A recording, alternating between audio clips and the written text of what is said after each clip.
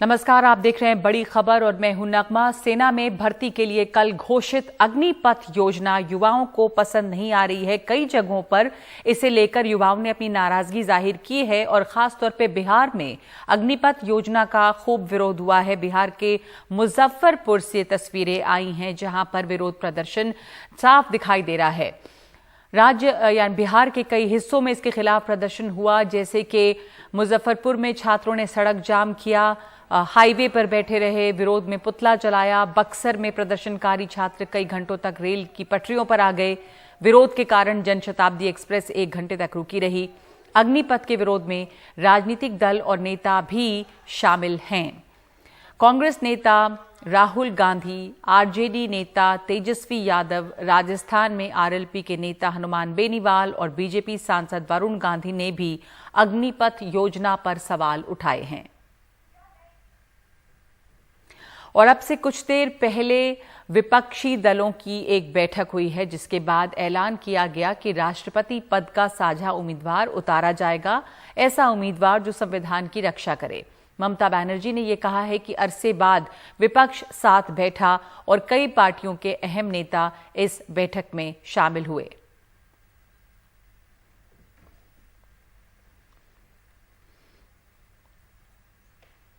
लेकिन राष्ट्रपति चुनाव को लेकर सरकार ने भी विपक्ष के नेताओं से अपना संपर्क साधना शुरू कर दिया है।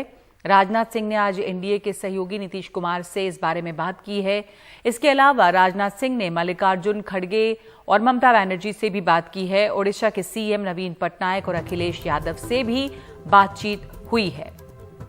राष्ट्रपति पद के उम्मीदवार को लेकर विपक्ष के नेताओं का क्या इरादा है, इसे समझने की कोशिश हो रही है। किसी उम्मीदवार के नाम पर कोई चर्चा नहीं हुई है।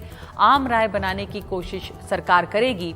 शुरुआती बातचीत के बाद एनडीए की बैठक होगी और बैठक में उम्मीदवार के नाम पर चर्चा होगी। बाद में बीजेपी संसदीय बोर्ड की बैठक भी होगी। प्रधानमंत्री के जर्मनी जाने से पहले उम्मीदवार का ऐलान हो जाएगा। और दूसरी खबर कर्नाटक की है। उत्तर कर्नाटक में 4 किसानों ने, खबर आ रही है कि 4 किसानों ने कीटनाशक यानी जो पेस्टिसाइड हैं वो खाकर आत्महत्या करने की कोशिश की है। इनका आरोप है कि बीजेपी विधायक उनसे जमीन में हिस्सा मांग रहे हैं और परेशान कर रहे हैं। पुलिस ने एफआईआर तो दर्ज की है, लेकिन उन 4 लोगों पर जिन्होंने आत्महत्या की कोशिश की थी। दादी कहीं से दादी लहलहाती फसल पर जिंदगी और मौत के बीच झूलते 4 किसान, इन चारों ने कीटनाशक खाकर जान देने की कोशिश की।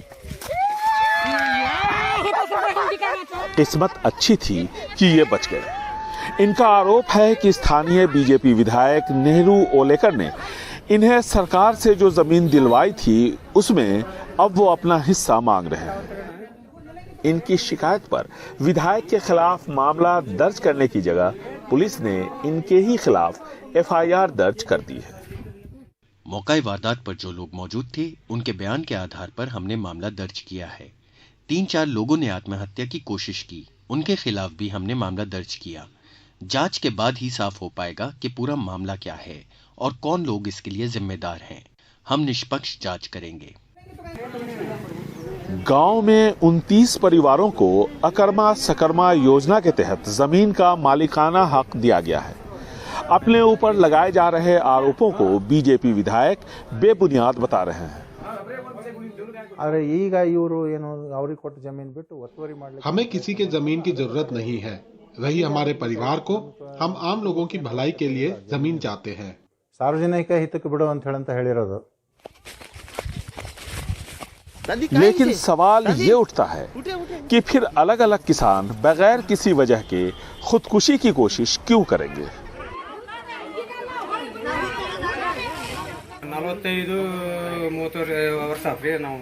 हम इन खेतों पर खेतीबाड़ी पिछले 30-40 सालों से कर रहे हैं। जब नेहरू ओलेकर विधायक बने तब उन्होंने इसके कागजात में बनवा कर दिए, मालिकाना हक दिलवाया और अब हमसे 15 गुंठा मांग रहे हैं। सत्तारूढ़ दल के किसी विधायक के खिलाफ एफआईआर करना कितना मुश्किल है, ये एक बार फिर साफ हो गया। ऐसा लगता है कि पुलिस काफी दबाव में है।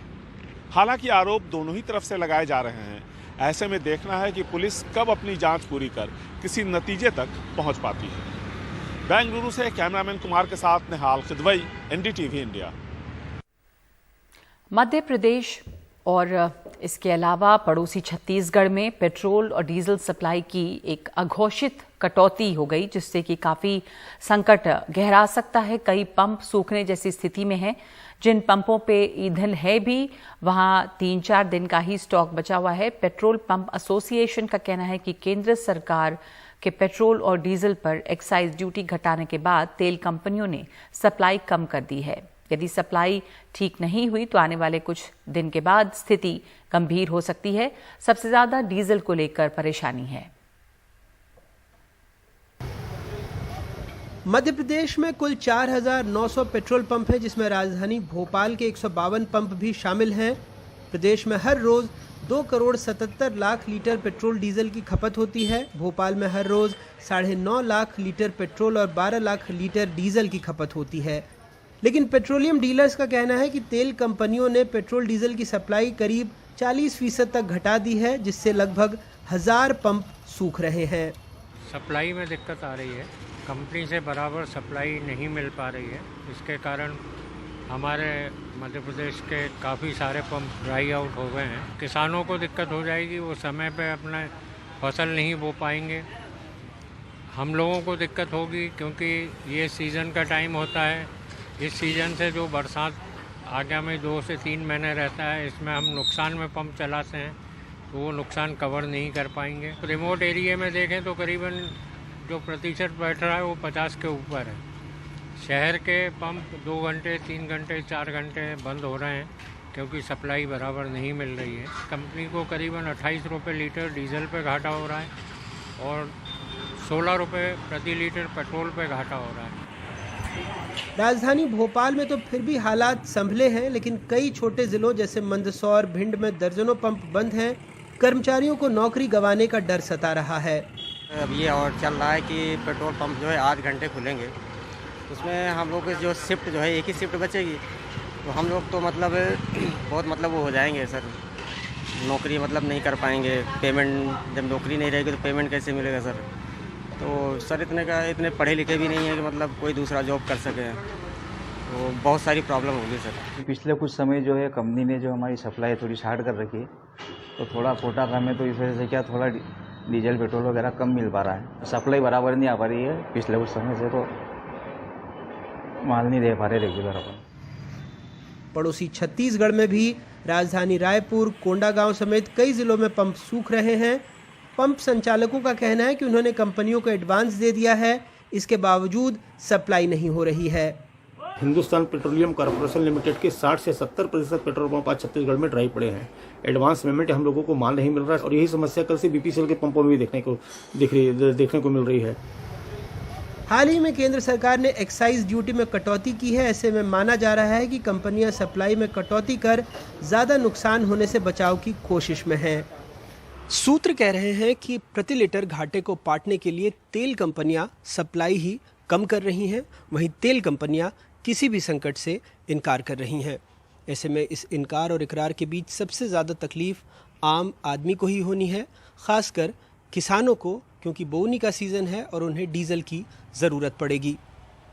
मंदसौर से मनीष, रायपुर से जुल्फिकार, कोंडागांव से विवेक, भिंड से दिलीप और भोपाल से कैमरा पर्सन रिजवान खान के साथ अनुराग द्वारी, एनडीटीवी इंडिया।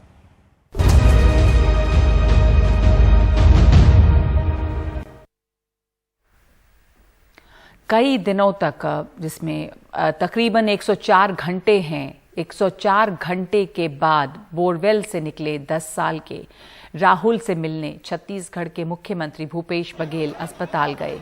उन्होंने उसका हालचाल जाना। मुख्यमंत्री बघेल राहुल को निकालने के अभियान के दौरान भी लगातार अपडेट ले रहे थे। राहुल 10 जून को 4 बजे बोरवेल में गिरा था और कल रात यानी कि 14 जून की रात को करीब 12 बजे उसे सुरक्षित निकाला गया। राहुल को बाहर निकालने के अभियान में एनडीआरएफ, एसडीआरएफ, सेना के जवान और कई टीमें जुटी थीं। राहुल को बिलासपुर लाया गया है, जहां पे उसका इलाज चल रहा है।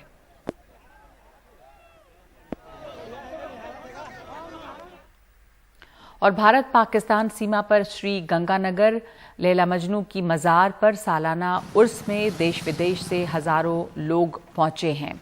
कहा जाता है कि लैला मजनू की मौत इसी स्थान पर हुई थी। यहाँ लैला मजनू की मज़ार है और यहाँ पर लोग मन्नत मांगने के लिए आते हैं।